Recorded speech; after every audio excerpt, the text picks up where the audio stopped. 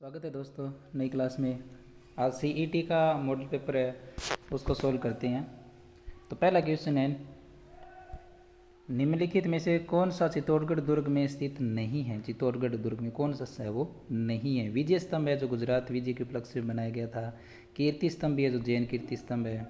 इसके अलावा कुंभा महल भी है यहाँ पर। मोती महल है वो आपका मेहरानगढ़ जोधपुर में है। ठीक है, तो इसका आंसर हो जाएगा मोती महल। अजमेर नगर की स्थापना से पहले अजमेर के चौहानों की राजधानी कौन सी थी। तो अजमेर जो चौहान थे, अजमेर के चौहान है, उन्होंने सबसे पहले सांबर में ही अपना जो राज्य है वो विस्तार किया था और सांबर में उन्होंने अपनी वो पहली उनकी राजधानी रही थी। सांबर में थे वो पहले और फिर बाद में वो उस साइड गए थे अजमेर में अजयराज चौहान 1133 के आसपास ना। निम्नलिखित में से कौन सा त्यौहार श्रावण के महीने में वो नहीं आता। नागपंचमी कृष्ण पक्ष में आती है। रक्षाबंधन श्रावण पूर्णिमा को आती है।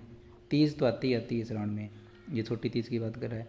और जो कजली तीज होती है वो बाद में आती है अगले महीने में। और ये जन्माष्टमी भाद्रपद में आती है। ठीक है, फिर 18 स्थान की क्रांति समय जोधपुर के महाराजा कौन थे। तो बहुत बार आगे क्वेश्चन। तो ये तखत सिंह थे। इन्होंने अंग्रेजों की वो सहायता की थी और अंग्रेजों की सहायता की थी काफ़ी ज़्यादा, इसीलिए वो आंदोलन को मतलब राजस्थान में जो आंदोलन हुए थे ना उनको दबाने में इनका बहुत बड़ा योगदान था। फिर राजस्थान ने किस ऐतिहासिक स्मारक को यूनेस्को की वर्ल्ड हेरिटेज सूची में वो शामिल किया गया है। तारगढ़ का किला, आमेर की वैली, हवा महल या जंतर मंतर वेधशाला आपको पता ही है 2009 या 2011 के आसपास किया था ना, और परकोटा को 2019 के आसपास। तो ये है। और बाकी अगर उनकी बात करें जो दुर्ग है वो आपको याद ही है, गाजर चिक्कू आम है ना, गागरों ने गा जे रे चीकू आम, आम से आमेर हो जाता है, कुंभलगढ़ हो जाता है, चित्तौड़गढ़ का हो जाता है। और इसी तरह इनकी है गागरों ने और जैसलमेर का हो गया। ठीक है, फिर लंगूरिया राजस्थानी किस मेले से संबंधित है। तो लंगूरिया जो नृत्य किया जाता है, लंगूरिया गीत गाए जाते हैं और गुटकर नृत्य किया जाता है। ठीक है, ये केला देवी का जो मेला भरता है, वो केला देवी का जो मेला भरता है ये करौली में है। गुटकर नृत्य किया जाता है, लंगूरिया गीत गाया जाता है, इसको लक्ष्य मेला भी है वो कहते हैं। और गंभीर नदी के किनारे है ये। और ये मंदिर है वो त्रिकुट है क्या, नहीं त्रिकुट है, वो पर्वत पे है वो स्थित है। फिर राजस्थान में कौन सा जिला फट चित्रांकन के लिए। तो सापरा भीलवाड़ा है, ये तो पता ही आपको। फिर आगे की बात करें अपन है तो दिलवाड़ा जैन मंदिरों के समूह में कितने मंदिर है। टोटल 5 मंदिर है। ठीक है, दिगंबर के 2 और श्वेतांबर के शायद 2 श्वेतांबर के 3 दिगंबर के, ऐसी है। फिर जयपुर नगर की स्थापना के समय वहाँ का प्रमुख वास्तुकार नगर नियोजक कौन था। तो जयपुर को बहुत ही सुनियोजित तरीके से वो बसाया गया था, जिस प्रकार से अपन पढ़ते हैं ना आहड़ सभ्यता, ये जो अपनी सभ्यता थी ना मोहनजोदड़ो हड़प्पा, उसको जिस प्रकार सुनियोजित तरीके से बसाया गया था, उसके बाद जयपुर था जिसको सुनियोजित तरीके से वो बसाया गया था। तो मंडन तो मेवाड़ वालों में था, कुंभा ने जो बनवाए थे दुर्ग वगैरह उनमें था ये। विद्याधर भट्टाचार्य बिल्कुल ये जयपुर का था। ठीक है, देपाक वो जैन मंदिरों वाला है और राजवल्लभ है वो ये इसकी वो मंडन की एक बुक है, उसमें वर्णन मिलता है ये कैसे बनाए जाते हैं। गणेश्वर राजस्थान के किस जिले में स्थित है। तो गणेश्वर तो सीकर में हो जाता है। फिर निम्नलिखित में से किसे राजस्थान का कबीर है वो कहते हैं। तो राजस्थान का जो कबीर है वो दादू दयाल जी को कहते हैं। दादू दयाल जी का जन्म तो गुजरात में हुआ था, लेकिन राजस्थान में भक्ति क्रांति के जो अग्रदूत है या भक्ति आंदोलन के प्रणेता दादू दयाल। और अगर आपको पूछ ले निर्गुण भक्ति के पूछे तो पिप्पा जी है वो हो जाते हैं गागरून वाले। और ये दादू दयाल भक्ति आंदोलन के प्रणेता है।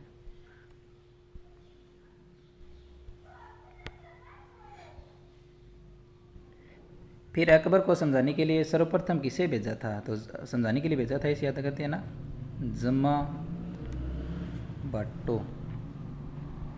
ठीक है, तो जैसे जलाल खान माँ से मान सिंह हो जाता है, बा से भगवंत दास था या बारमल जो भी था, टो से टोडर में लास्ट में। ठीक है, तो ये आपको याद रखनी है जमा भट्टो। तो सर्वप्रथम की बात करें तो जलाल खान हो जाएगा। राजस्थान के कौन से ताम्रपत्र से कर्मावती द्वारा जोर के प्रमाण मिलते हैं। बहुत बार क्वेश्चन आया, बहुत इंपॉर्टेंट है। तो इसमें पूर्व ताम्रपत्र आ जाता है। ठीक है, चीकली है ना, ये तो किसानों की लगान से संबंधित है, ये भी क्वेश्चन आया हुआ है। ये किसानों की लगान से संबंधित है। पूर्व ताम्रपत्र है वो कर्मावती द्वारा जोहर के प्रमाण है वो मिलता है। राज विनोद, देखो विनोद किसको कहते हैं, हमेशा मजाक मस्ती जो है ना, विनोद मजाक मस्ती को कहते हैं। तो हमेशा हमें मजाक मस्ती करती रहनी चाहिए, हमेशा सदा ही खुश रहना चाहिए। तो राज विनोद सदा शिव, ठीक है, सदा राज विनोद, तो सदा विनोदी स्वभाव रखना चाहिए, तो सदा राज विनोद। गोविंद गिरी के नेतृत्व में भील आंदोलन है, तो ये भक्ति आंदोलन हो जाता है। 1938 में जयपुर प्रजामंडल की जो प्रथम वार्षिक अधिवेशन, तो देखो इसकी स्थापना पहले हो गई थी जयपुर प्रजामंडल की, ठीक है, लेकिन जो प्रथम जो वार्षिक अधिवेशन हुआ था वो 38 में हुआ था। ये पूछते हैं, आपको अलग अलग याद रखने, प्रजामंडल कब बना था और इसका प्रथम अधिवेशन कब हुआ था। तो ये जमनालाल बजाज जी की अध्यक्षता में वो हुआ था। और भारत सरकार ने 5 जनवरी 1949 को सिरोही का प्रशासन किस सरकार को वो सौंपा था। तो सिरोही को पहले शामिल किया गया था बॉम्बे प्रांत में। देखो गुजरात नहीं था, राजस्थान के जो नीचे वाला भाग है ना, वहीं से आपका बॉम्बे प्रांत शुरू हो जाता था, तो यह बॉम्बे प्रांत था पूरा, ठीक है, उसके अंदर शामिल किया गया था। इंपॉर्टेंट है, बहुत बार पूछ लेते हैं, बेसिक सी बात है। वागड़ के गांधी की बात करें तो अपने भोगीलाल पांड्या जी हो जाते हैं। और राजस्थान की बात करें तो गोकुल भाई भट्ट, तो गोकुल भाई भट्ट, तो भाई जब शब्द आता है ना, पूरे राजस्थान के भाई है, तो गोकुल भाई भट्ट है वो राजस्थान के हो जाते हैं, भोगीलाल पांड्या वो वागड़ के। स्वतंत्रता सेनानी और राजनीतिज्ञ नागेंद्र बाला की बात करें तो कोटा से, बहुत बहुत इंपॉर्टेंट है, ठीक है, कोटा से नागेंद्र बाला। फिर चंपाकली आभूषण, देखो चंपाकली, ठुस्सी और बहुत सारी है ना गले की, तो हेलर वगैरह वगैरह, ठीक है, तो ये गर्दन या गले का हो जाता है। फिर है बस्सी वन्य जीव अभयारण्य, तो बस्सी चित्तौड़गढ़ में है ही, ठीक है। और रामगढ़ विषधारी की बात करें तो बूंदी में रामगढ़ विषधारी अभयारण्य, बहुत इंपॉर्टेंट है।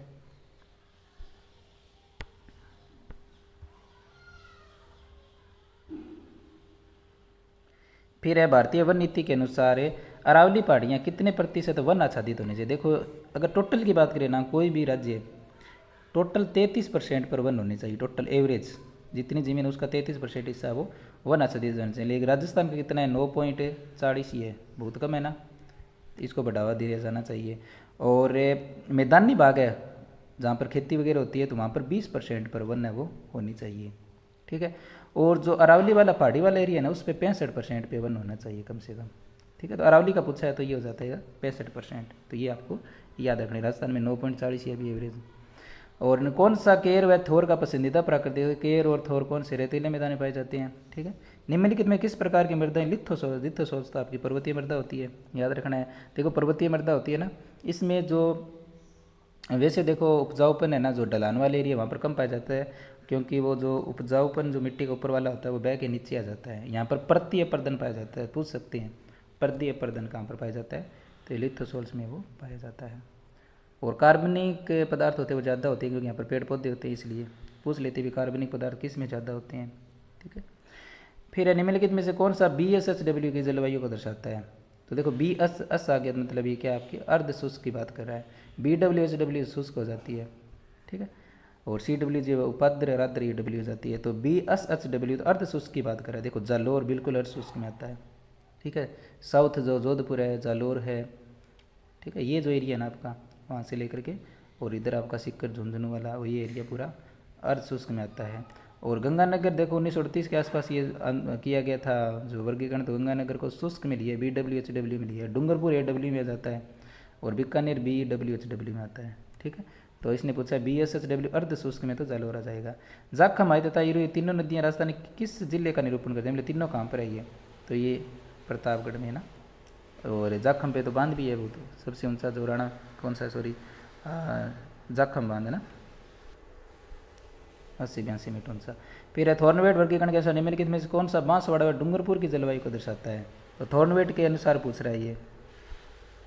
तो थॉर्नवेट की बात करें, अगर सीधा पूछे ना तब तो AW होता है, और थॉर्नवेट के अनुसार पूछे तो CAW, ठीक है।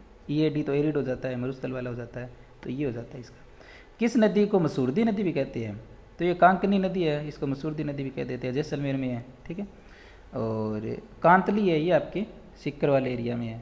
तो कांतली है वो आपकी अंतः प्रवाह की, पूर्णतः अंतः प्रवाह की सबसे बड़ी नदी है ना, और 100 किलोमीटर के आसपास है। और कांकनी नदी सबसे छोटी है, मसूरदी नदी भी कह देते हैं इसको। फिर 30वां क्वेश्चन, इनमें से किस जिले में एक भी नदी नहीं है। तो चूरू में कोई नदी नहीं है, सबको पता है, ठीक है। अब गंगानगर का जो सुरतगढ़ वाले एरिया ना, यहाँ से वो घग्गर जाती है, तो गंगानगर में है, लेकिन चूरू में है वो नहीं है। गंगानगर में वैसे भी जो पानी काफ़ी है वैसे, क्योंकि इंदिरा गांधी नहर है उसके कारण। तो नदी पूछी है इसने, तो नदी यहाँ पर वो आ जाती है घग्गर, और इसका आंसर हो जाएगा शुरू। फिर 56 का मैदान है वो, ये 56 का बेसिन है वो, 56 का बेसिन है वो आपका आ जाता है ये बांसवाड़ा चित्तौड़गढ़ प्रतापगढ़ वाला एरिया। ठीक है, कहते हैं 56 नदी नालों का ये समूह है। यहाँ पर माही नदी जो ऐसे निकलती है ना राजस्थान के नीचे वाले भाग से, ये जो एरिया 56 का मैदान। फिर विराट में कौन सा जिला है वो शामिल नहीं है, विराट की बात कर रहा है ये। तो विराट में अलवर भी है, बिल्कुल भी है, जयपुर है, और सभ्यता की बात कर रहा है। टोंक का वाला एरिया भी आता है, लेकिन अजमेर नहीं आता, अजमेर काफ़ी दूर रह गया, तो अजमेर इसमें वो नहीं आता। फिर 33 राजस्थान की कितनी किलोमीटर सीमा पाकिस्तान से लगती है, तो 1070, सबको पता है तो।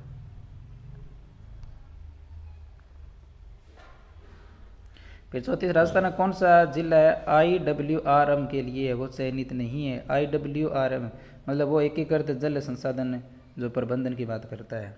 ठीक है, उसमें नीचे वाली जो है वो भूमिगत मतलब जल स्तर बढ़ाना वगैरह वगैरह वो शामिल है इसमें। ठीक है, तो इसमें कौन सा शामिल है वो नहीं है। तो इसमें आपका पाली भी आता है, सीकर वाला भी आता है, चूरू वाला जिला भी आता है, और जयपुर नहीं आता इसमें। ठीक है, फिर है बूंदी तहसील के लिए कौन सी सिंचाई परियोजना निर्मित की गई है। बूंदी तहसील के लिए बात बोल रहा है,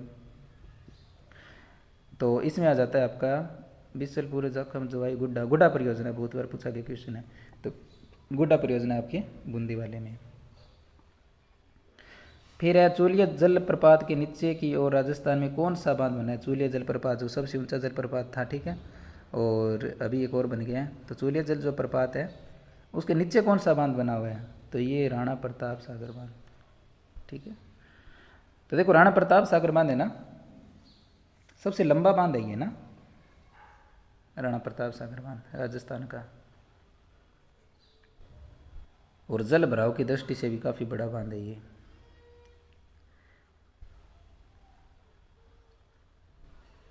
हाँ, जल भराव की दृष्टि से सबसे बड़ा बांध है ये। फिर है आपका कांकरेज, तो कांकरेज जो नस्ल है ये बेसिक सी बात है, गाय की है, तो कांकरेज है, साहिवाल है, साहिवाल को राजस्थान की कामधेनु कहते हैं, और इसके अलावा राठी है जो सबसे ज़्यादा दूध देती है, और सॉरी राठी को कहते हैं, और फिर आपकी आती है जो गिर आती है अजमेर में। ठीक है, तो ये जो किस्म है वो गायों की है। राजस्थान में कौन सा कृषि जलवायु प्रदेश सबसे बड़ा है, तो सबसे बड़ा कृषि जलवायु प्रदेश की बात कर रहा है ये, कृषि जलवायु प्रदेश है ना जो, तो कृषि जलवायु प्रदेश सबसे बड़ी बात करें तो फर्स्ट ए है वो सबसे बड़ा है। इसको कभी डिटेल से कर लेंगे, कृषि जलवायु प्रदेश लिखे पड़े हैं तो आपको मैं करवा दूंगा। फिर निम्नलिखित में से कौन सा पीएच परास है वो क्षारीय मृदा का सूचक है, तो क्षार कौन सा, देखो ये पैमाना होता है 7 पे होता है वो न्यूट्रल होता है, और इस टाइप होता है वो एसिड होता है, इस टाइप है वो क्षारीय होता है। तो क्षार 7 से ऊपर, तो इसमें देखो कहाँ दे रखा है 8 दे रखा है इसमें। ठीक है, तो 8 से ऊपर या 7 से ऊपर है वो सारे के सारे क्षारीय होते हैं, 7 पे न्यूट्रल होता है, और कम है होता है वो एसिड यानी अम्लीय होता है। ठीक है, निम्नलिखित में से कौन सी तारीख को विश्व पर्यावरण दिवस के रूप में 5 जून को आता है, सबको पता है ये तो।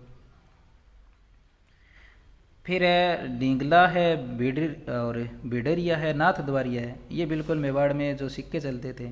अच्छा, सिक्के ये पहले दे रखे सिर्फ, बाकी और कुछ नहीं है, तो तांबे के सिक्के थे ये, ढींगला, बिडरिया और नाथ द्वारिया। तो मेवाड़ में तांबे के वो सिक्के चलते थे, बहुत इंपॉर्टेंट है। और 11 कमरों वाला विशाल भवन राजस्थान के किस सभ्यता में पाया गया। 11 कमरों वाला विशाल जो भवन है वो, ठीक है, बहुत हॉल पाया गया बहुत बड़ा 11 कमरों वाला, तो ये हो जाता है आपका बालाथल सभ्यता में। ठीक है, बहुत इंपॉर्टेंट है, बालाथल में पाया गया 11 कमरों वाला विशाल भवन, बहुत बार पूछा गया क्वेश्चन है।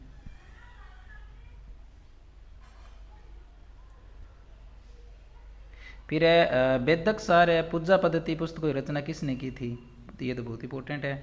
वेदक सार है, पूजा पद्धति है, ये जो पुस्तक लिखी थी ये जोरावर सिंह ने लिखी थी। फिर है मटक बिछाए थे चूस रहे क्या थे, ये बहुत इंपॉर्टेंट है, ये थे आपके स्थानीय कर थे। ठीक है, जो टैक्स लगाए जाते थे ना वो थे, मटक बिछाए थे चूस राई, सारे के सारे टैक्स थे। फिर है बिच्छाव तो राजपुरिया गुलेच्छा सेठियों की हवेली राजस्थान में है, वो कहाँ पर स्थित है, तो देखो डागा की हवेली है, बच्छावतों की जो हवेली है ये सारी की सारी कहाँ पर है, बीकानेर में है। ठीक है, रामपुरी है, गुलेच्छा है, सेठिया है। फिर 46 नंबर है राजस्थान में भूमिज शैली का सबसे पुराना मंदिर कौन सा है, तो भूमिज शैली है ये अपने जो उत्तर भारत की जो शैली है ना उसी का ये एक भाग है भूमिज शैली। तो इसका हो जाता है आपका पाली जिले का जो सेवाड़ी जैन मंदिर है, भूमि शैली का प्रथम मंदिर है, यह पुराना मंदिर है, बहुत इंपॉर्टेंट है। पाली जिले का जो सेवाड़ी जैन मंदिर है ये भूमिज शैली का है। ठीक है, अपन उत्तर भारत वाले में पढ़ते हैं ना, जो नागर शैली है उसमें अपन पंचायतन है, भूमिज शैली है, ये पढ़ते हैं। ठीक है, उसी में ये टाइप है। पाली जिले का जो सेवाड़ी जैन मंदिर है भूमिज शैली का प्रथम मंदिर है। फिर 47 पढ़ते हैं, संत जसनाथ जी के बारे में कौन सा कथन है वो सही नहीं है। इनका जन्म है 1482 को बीकानेर के कत्रियासर गांव में हुआ था। कत्रियासर में इन्होंने 12 वर्ष तक वो तपस्या की थी और 1506 में इन्होंने कत्रियासर में वो समाधि ली थी। और इनका उपदेश है वो सिंबु दड़ावा कोड़ा नामक ग्रंथ में वो है, बिल्कुल है। तो इसका जो है ना साधना की थी इन्होंने कत्रियासर में नहीं की थी। इनके जो गुरु थे ना वो गोरख थे, गोरखमालिया में इन्होंने वो की थी 12 वर्ष तक साधना, बहुत इंपॉर्टेंट है। ठीक है, तो जसनाथ जी ने गोरखमालिया में की थी, यहाँ पर वो नहीं की थी। फिर है श्रावक प्रतिक्रमण सूत्र चूर्णी नामक जो चित्रित ग्रंथ है, ये अपन जो चित्र शैली पढ़ते हैं ना तब पढ़ते हैं। श्रावक प्रतिक्रमण सूत्र चूर्णी नामक जो चित्रित ग्रंथ है वो किससे संबंधित है, ये मेवाड़ से संबंधित है। फिर है कौन सा कूट सुमेलित नहीं है, जो मतीराम, ललित ललाम और नरसिंहदास है वो अवतार चरित्र है। नर हरिदासुरी अवतार चरित्र है। दयाबाई का दयाबोध है। सोमनाथ का सुजान चरित्र है। तो आप देखिए क्या सोमनाथ का सुजान चरित्र है, नहीं है। ठीक है, तो ये आपका गलत हो जाता है, सुमेलित नहीं है, पूछा है। ठीक है,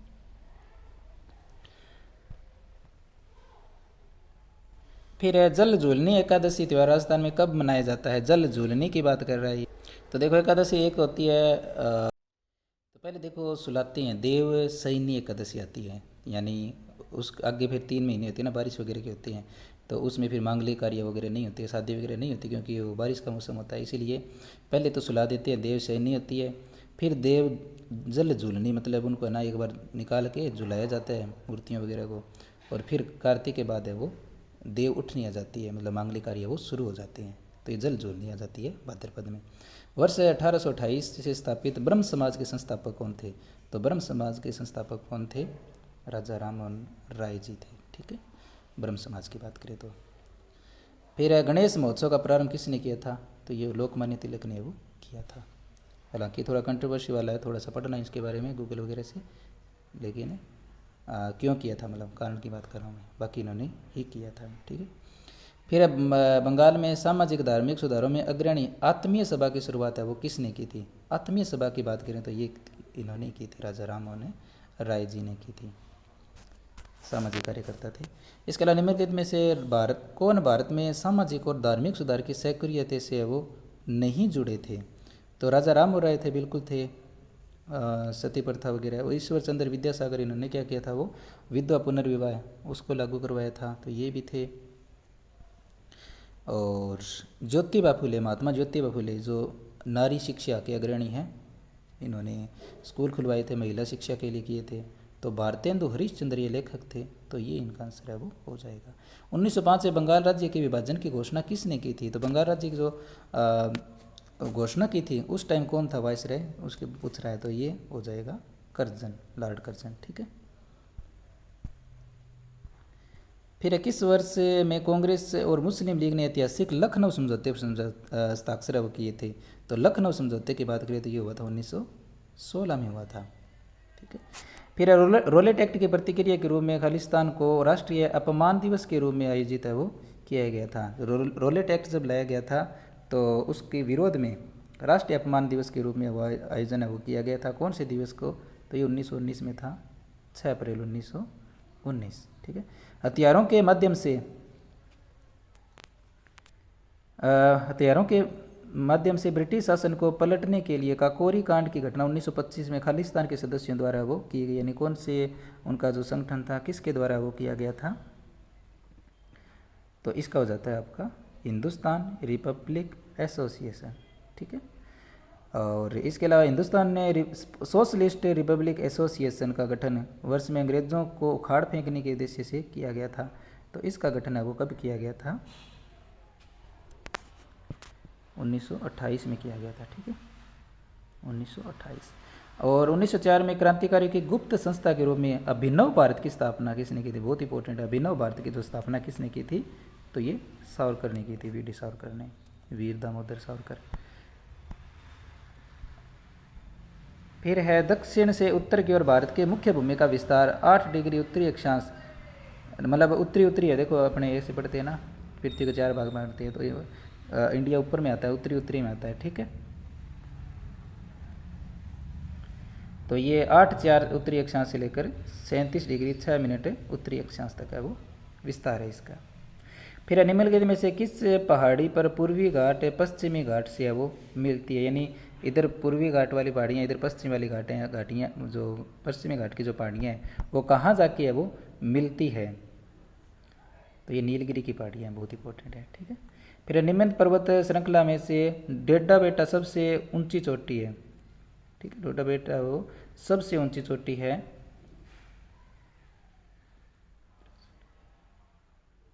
तो ये नीलगिरी की है, ठीक है। मतलब पहाड़ी पर्वत ये चोटी पूछी है कि डोडा बेटा वो कौन से पर्वत श्रेणी की है, तो नीलगिरी की सबसे ऊंची चोटी है, ठीक है, कोई दिक्कत नहीं इसमें।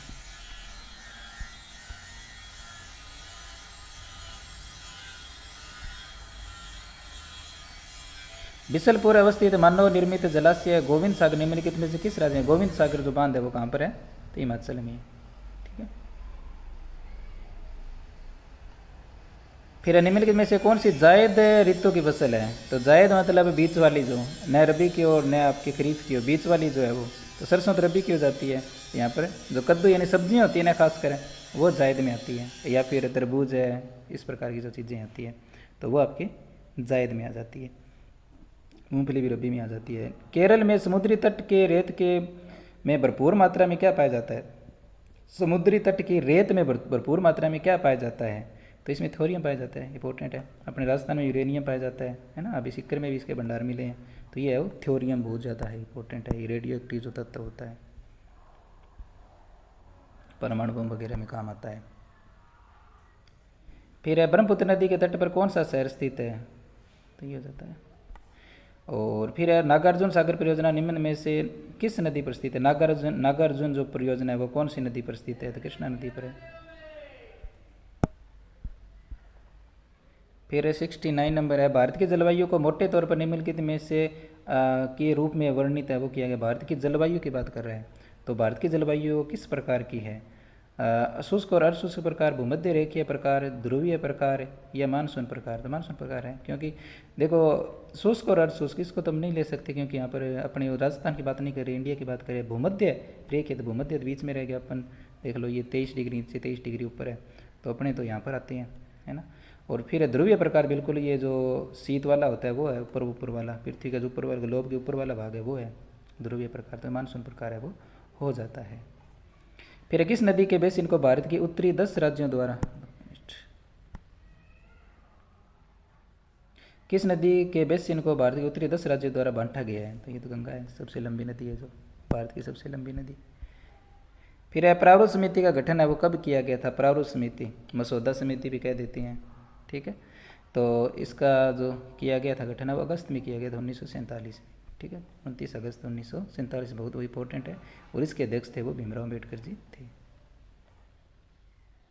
फिर भारत के संविधान के अनुच्छेद 112(1) के अनुसार निम्नलिखित में से किसे यह सुनिश्चित करने का उत्तरदायित्व सौंपा जाता है कि व्यय का वार्षिक विवरण संसद के दोनों सदनों के समक्ष रखा जाए, तो देखो जो बजट होता है ना, बजट शब्द यूज नहीं किया गया संविधान में, क्या किया गया है, व्यय का वार्षिक विवरण, ठीक है, तो ये संसद के दोनों सदनों के समक्ष वो रखा जाए, ये किसके पास पावर है, तो ये राष्ट्रपति के पास है, ठीक है। मैंने बताया था ना आपको, तो पॉलिटी पढ़ाई थी तब कि राष्ट्रपति है वो बजट पेश करवाएगा, मतलब है वो जो मंत्री है वो कोई भी पढ़ सकता है, वैसे वित्त मंत्री है वो ही पढ़ता है, ठीक है।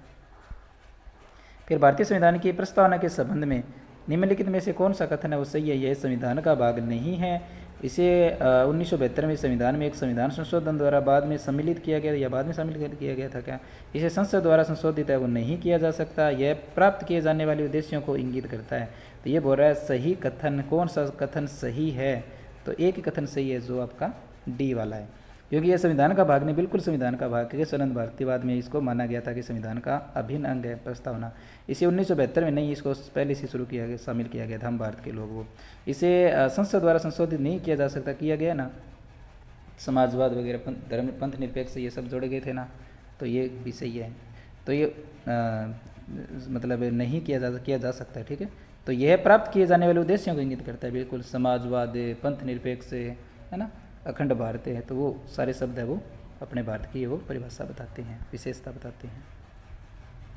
73 हो गए।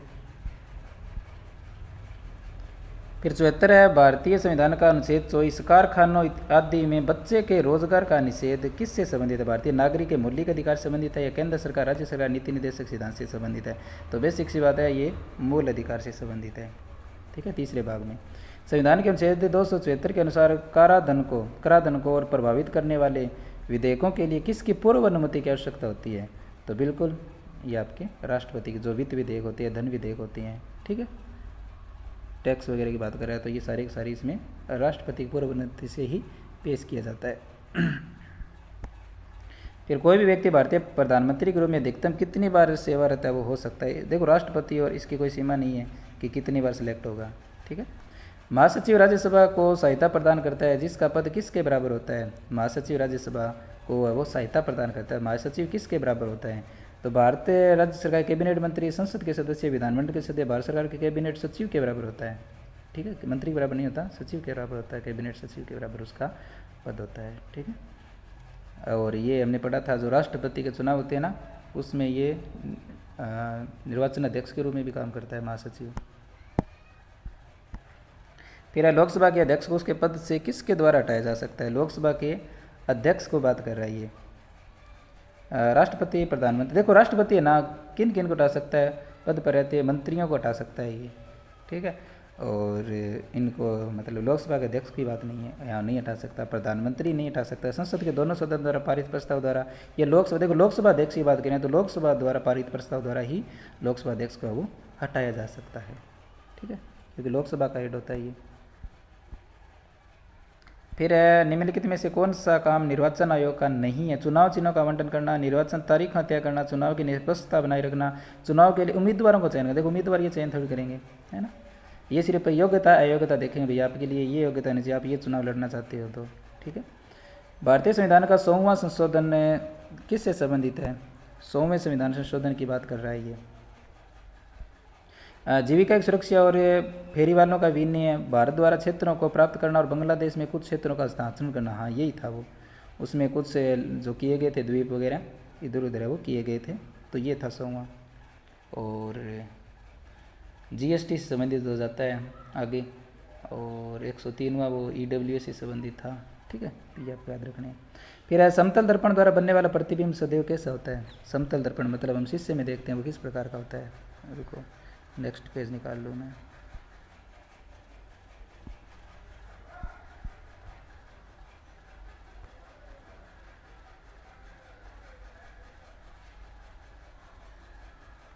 तो बिल्कुल आप दर्पण में देखते हो, समतल दर्पण में सीधा ही दिखाई देता है। ठीक है, दो निकायों के मध्य उष्मा के प्रवाह की दिशा निम्नलिखित में किस पर है वो निर्भर करती है? दो निकायों के बीच उष्मा की प्रवाह की दिशा की बात कर रहा है, किस पे वो डिपेंड करती है?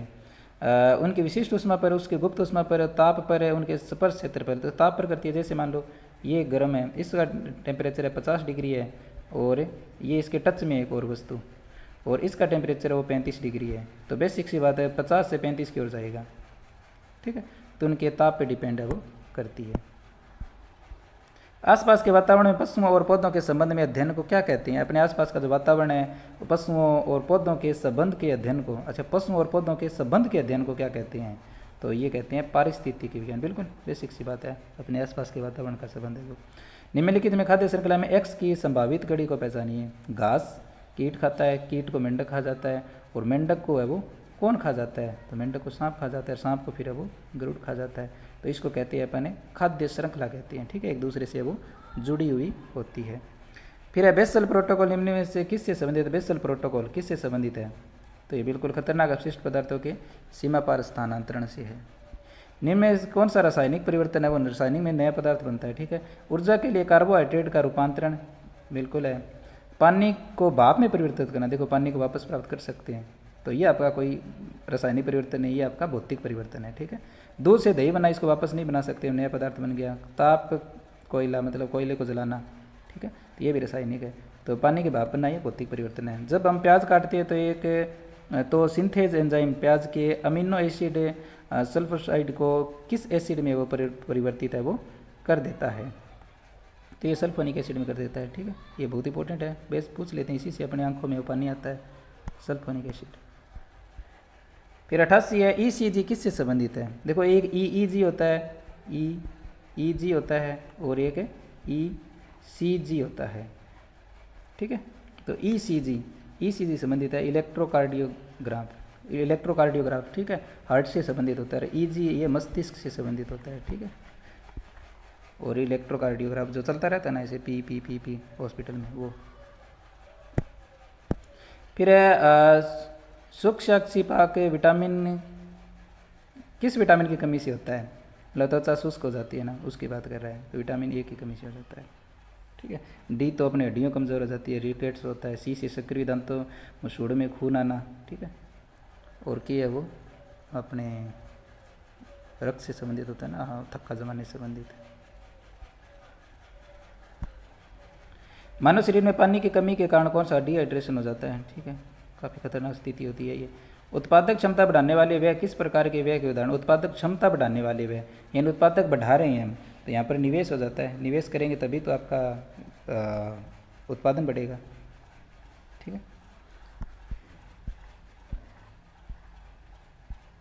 फिर है भारतीय मुद्रा का नया प्रतीक चिन्ह है, किसने डिजाइन किया। बहुत इंपॉर्टेंट है, जैसे ये है ना, ये डिजाइन, ये जो रुपये वाला डिजाइन है, ये ऑनलाइन मांगे गए थे, और किसका सिलेक्ट हुआ था, उदय कुमार जी का सिलेक्ट हुआ था। इंपॉर्टेंट है। ठीक है, इनका है वो सिलेक्ट हुआ था, इंजीनियर है ये। फिर है पीएमजीवाई की पूर्ण रूप क्या, प्रधानमंत्री ग्राम योजना, प्रधानमंत्री ग्रामोदय योजना, या फिर प्रधानमंत्री गुरुकुल योजना या गरीब योजना है। पीएमजीवाई की बात कर रहा है, ये प्रधानमंत्री ग्रामोदय योजना है। ठीक है, फिर एआरडीसी नाबार्ड की एक शाखा है। ठीक है, एआरडीसी का पूरा नाम क्या है, कृषि अनुसंधान विकास निगम, कृषि नदी विकास निगम, कृषि सुधार विकास या पुनर्विकास और विकास निगम। तो इसका हो जाता है ये पुनर्वित्त और विकास निगम। ठीक है, कृषि पुनर्वित्त और विकास निगम एआरडीसी का है। ठीक है, ये नाबार्ड की एक शाखा है। ऐसी स्थिति जिसमें सरकार का व्यय उसके राजस्व से अधिक हो जाता है क्या कहलाती है। मतलब सरकार का जो खर्चा है वो ज़्यादा हो गया, राजस्व मतलब उसके पास जो भंडार है वो उससे अधिक हो जाता है, तो वह क्या ऐसी स्थिति है, वो क्या कहलाती है। तो वित्त की कमी हो जाती है, बेसिक सी बात है। देखो मूल्यन वगैरह तो मुद्रा में, वो उस वस्तु में होता है। ठीक है, उसमें कोई इसका मतलब नहीं है, तो ये वित्त की कमी हो जाती है, नॉर्मल सी है। फिर 96 कंप्यूटर में सभी अंकगणितीय तथा तार्किक परिचालन किसके द्वारा किया जाता है। तो अर्थमेटिक लॉजिक यूनिट द्वारा किया जाता है। ठीक है, एलयू उसका भाग होता है ना, सीपीयू का भाग होता है अर्थमेटिक लॉजिक यूनिट। जो कैलकुलेशन वगैरह होती है कंप्यूटर में, वो इसी के माध्यम से होती है। कंप्यूटर मॉनिटर को और किस नाम से जाना जाता है। तो ये हो जाती है आपकी VDU। ठीक है, visual display unit. Input device का उदाहरण है, मतलब कंप्यूटर को हम कमांड देते हैं, किससे देते हैं। हेडफोन्स तो बाहर वाला आउटपुट हो गया, प्रोजेक्टर ये भी आउटपुट हो गया, उसमें मतलब हमें दिखता है चीज़ें। और वेब कैम बिल्कुल ये हो गया, क्यों कैमरा है वो अंदर लेता है, तो इनपुट हो गया। और साउंड कार्ड है, ये भी आउटपुट हो गया। ठीक है, तो इसका हो जाएगा डी। फिर है लिनक्स क्या है। देखो लिनक्स है, यूनिक्स है, विंडोज़ है, ये सारे के सारे ऑपरेटिंग सिस्टम है। ठीक है, कंप्यूटर में जो ऑपरेटिंग सिस्टम होते हैं ना, जैसे मोबाइल में क्या होता है, एंड्रॉयड होता है, iOS होता है। ठीक है, और इसमें लिनक्स है, यूनिक्स है, ये, और इसके अलावा विंडोज़ है, ये सारे के सारे ऑपरेटिंग सिस्टम होते हैं। फिर निम्नलिखित में से कौन सा ऑपरेटिंग सिस्टम है वो नहीं है।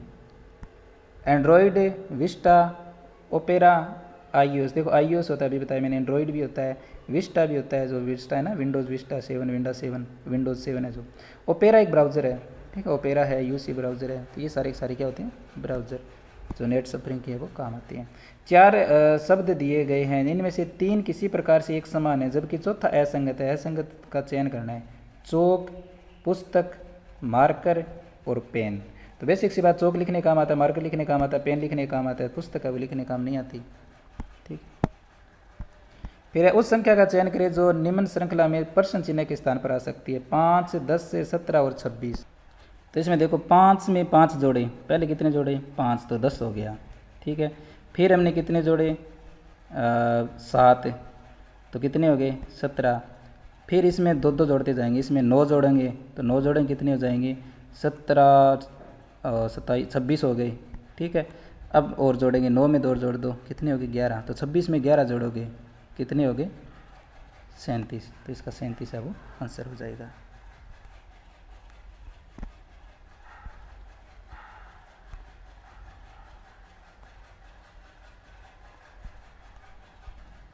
इसको आप देख लेना, आर की जगह टी है, ई की जगह जी है, तो ये दिल्ली का अपन निकालेंगे ना इस हिसाब से, तो ये हो जाता है। ठीक है, एक महिला की ओर इशारा करते हुए एक आदमी ने कहा उसके पिता मेरे पिता के इकलौते पुत्र। उस आदमी का उस महिला से क्या संबंध है?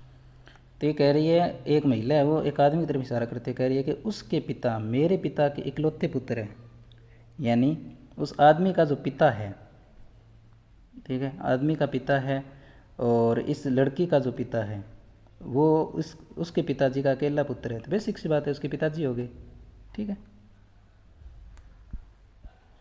फिर नीचे दिए गए कथनों और निष्कर्षों को ध्यानपूर्वक पढ़ें, यह मानते हुए कि दिया गया कथन सत्य है, चाहे यह स्थापित तथ्य से भिन्न प्रतीत बताए गए दिए गए निष्कर्ष में कौन सा कथन है वो तार्किक रूप से अनुसरण है वो करता है। कथन है सभी वृक्ष वन है, सभी वृक्ष है वो वन है, कोई वन बड़ा नहीं है। तो निष्कर्ष है कि कोई वृक्ष बड़ा नहीं है, सभी वृक्ष बड़े हैं। तो देखिए क्या बोल रहा है कि सभी वृक्ष है वो वन है ना, और कोई वन बड़ा नहीं है, कोई वन है वो बड़ा नहीं है, मतलब वृक्ष भी बड़ा नहीं है, तो कोई भी वृक्ष बड़ा नहीं है, ये तो सही हो गया। सभी वृक्ष बड़े हैं, बड़ा तो यहाँ पर कहा ही नहीं, तो ये बोल रहा है वृक्ष वन है और वन बड़ा नहीं है, तो मतलब वृक्ष भी बड़ा नहीं है, तो केवल एक हो जाएगा। ठीक है, फिर है एक विशिष्ट कोड भाषा में, ये देख लो इसमें मिला लिया करो, इसमें बी का पी है, इसका ये हो जाएगा। ठीक है, तो 106 का ये हो जाता है। नीचे दिए गए निष्कर्षों को ध्यानपूर्वक पढ़े, भले ही वे सामान्य थे। ठीक है, इसमें देखते हैं, शिक्षक ने पूरी कक्षा की उपस्थिति में अमित को डांटा। निष्कर्ष, शिक्षक अमित को नापसंद करता है, कक्षा अमित को पसंद करती थी। तो कह रहा है शिक्षक ने पूरी कक्षा की उपस्थिति में अमित को डांटा, शिक्षक अमित को नापसंद करता है, कक्षा अमित को पसंद करती है। तो यहाँ पसंद नापसंद की कोई बात ही नहीं है ना, इसने कोई गड़बड़ की होगी तभी तुम्हारा है, तो दोनों ही गलत हो जाते हैं। ठीक है,